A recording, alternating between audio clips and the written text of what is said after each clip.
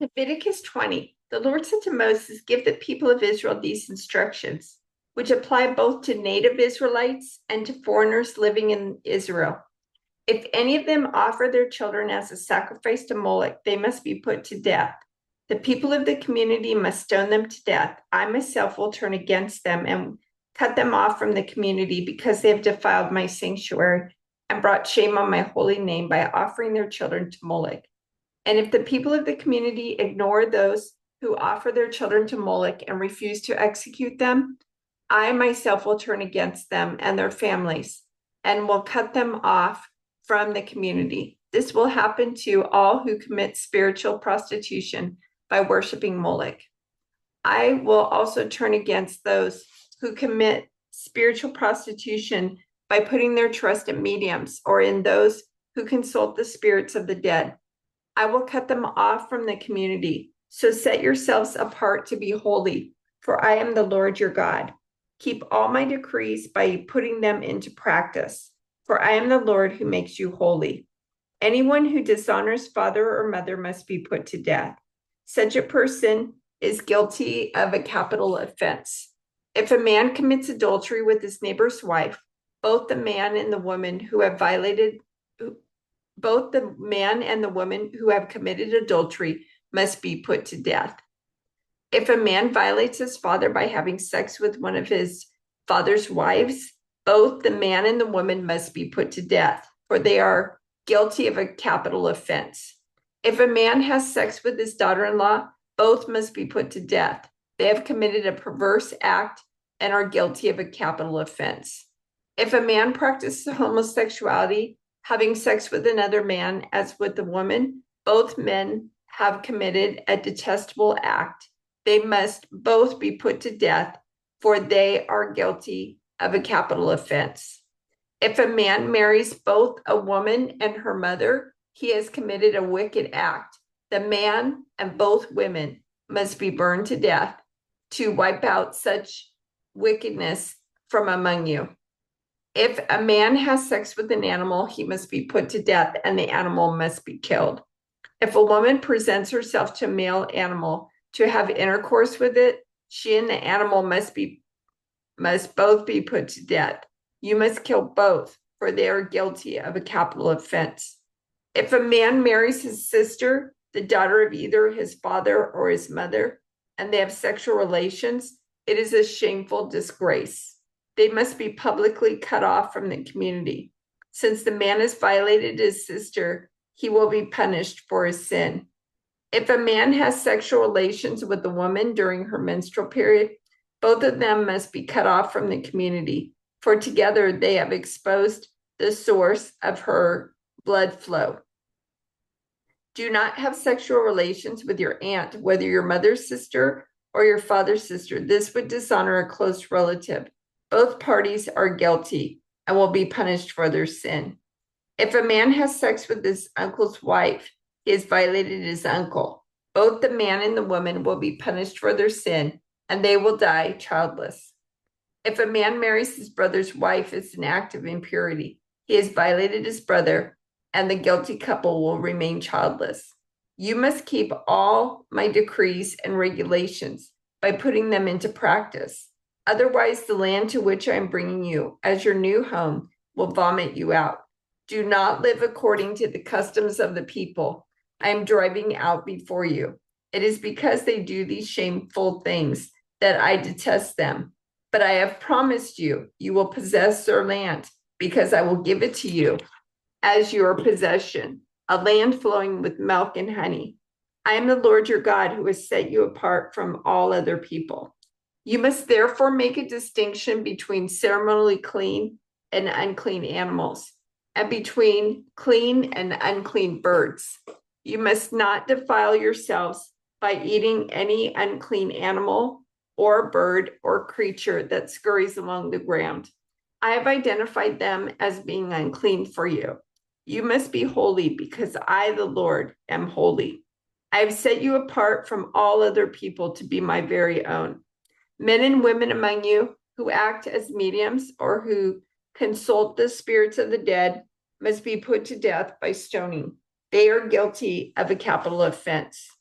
The Lord said to Moses, give the following instructions to the priests, the descendants of Aaron. A priest may not make himself ceremonially unclean by touching the dead body of a relative. The only exceptions are his closest relatives, his mother or father, son or daughter, brother, or his virgin sister who depends on him because she has no husband. But a priest must not defile himself and make himself unclean for someone who is related to him only by marriage. The priests must not shave their heads or trim their beards or cut their bodies. They must be set apart as holy to their God and must never bring shame on the name of God.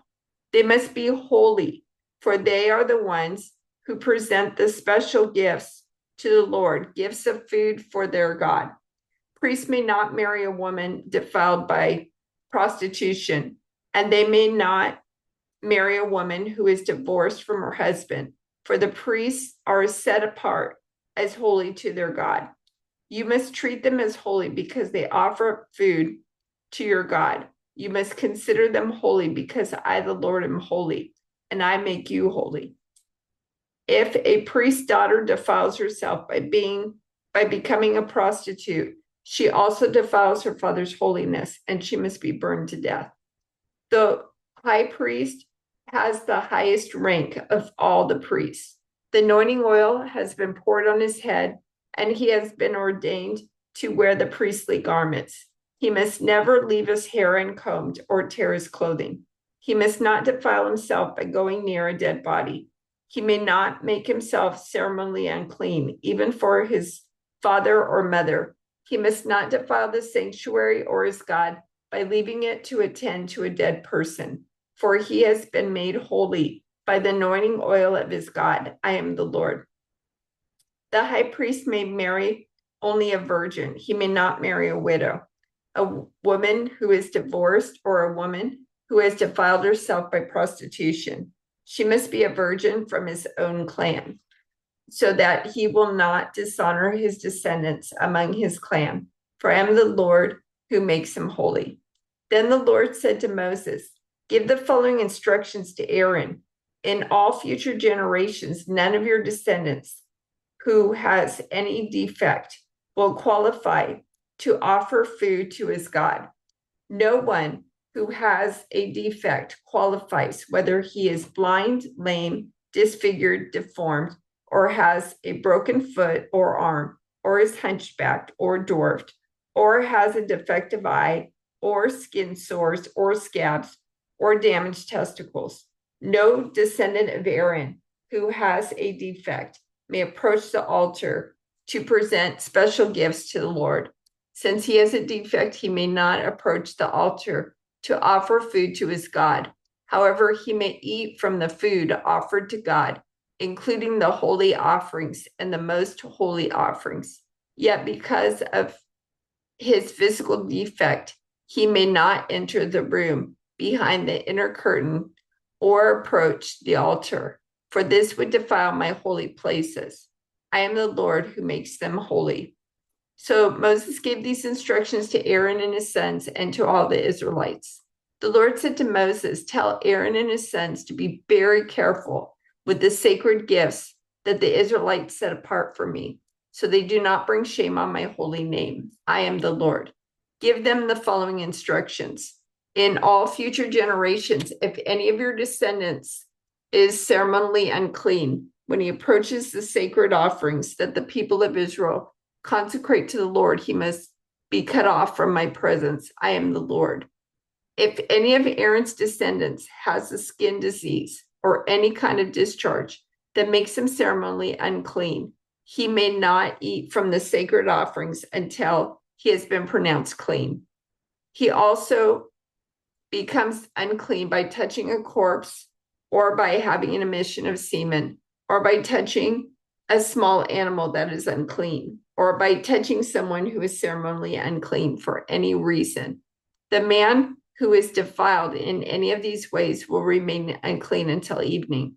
He may not eat from the sacred offerings until he has bathed himself in water. When the sun goes down, he will be ceremonially clean again. and may eat from the sacred offerings, for this is his food. He may not eat an animal that has died a natural death or has been torn apart by wild animals, for this would defile him. I am the Lord. The priests must follow my instructions carefully, otherwise, they will be punished for their sin and will die for violating my instructions. I am the Lord who makes them holy. No one outside a priest's family may eat the sacred offerings. Even guests and hired workers in a priest's home are not allowed to eat them. However, if the priest buys a slave for himself, the slave may eat from the sacred offerings. And if his slaves have children, they also may eat his food, may share his food. If a priest's daughter marries someone outside the priestly family, she may no longer eat the sacred offerings. But if she becomes a widow or is divorced and has no children to support her, and she returns to live in her father's home as in her youth, she may eat her father's food again. Otherwise, no one outside a priest's family may eat the sacred offerings. Any such person who eats the sacred offerings without realizing it must pay the priest for the amount eaten plus an additional 20%. The priest must not let the Israelites defile the sacred offerings brought to the Lord by allowing unauthorized people to eat them. This would bring guilt upon them and require them to pay compensation. I am the Lord who makes them holy. And the Lord said to Moses, give Aaron and his sons and all the Israelites these instructions, which apply both to native Israelites and to foreigners living among you. If you present a gift as a burnt offering to the Lord, whether it is to fulfill a vow or as a voluntary offering, you will be accepted only if your offering is a male animal with no defect. It may be a bull, a ram, or a male goat. Do not present an animal with defects because the Lord will not accept it on your behalf. If you present a peace offering to the Lord from the herd or flock, whether it is to fulfill a vow or as a voluntary offering, you must offer a perfect animal. It may have no defect of any kind. You must not offer an animal that is blind, crippled, or injured, or that has a wart, a skin sore, or a scab. Such animals must never be offered on the altar as special gifts to the Lord. If a bull or lamb has a leg that is too long or too short, it may be offered as a voluntary offering, but it may not be offered to fulfill a vow. If an animal has damaged testicles or is castrated, you may not offer it to the Lord. You must never do this in your own land, and you must not accept such an animal from foreigners and then offer it as a sacrifice to your God.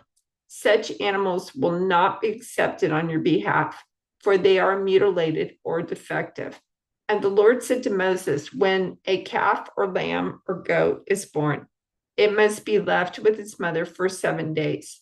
From the 8th day on, it will be acceptable as a special gift to the Lord. But you must not slaughter a mother animal and her offspring on the same day, whether from the herd or flock. When you bring a thanksgiving offering to the Lord, sacrifice it properly so you will be accepted. Eat the entire sacrificial animal on the day it is presented.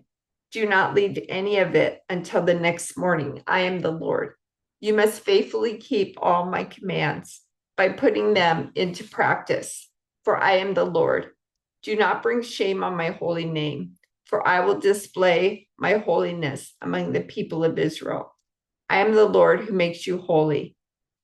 It was I who rescued you from the land of Egypt, that I might be your God. I am the Lord.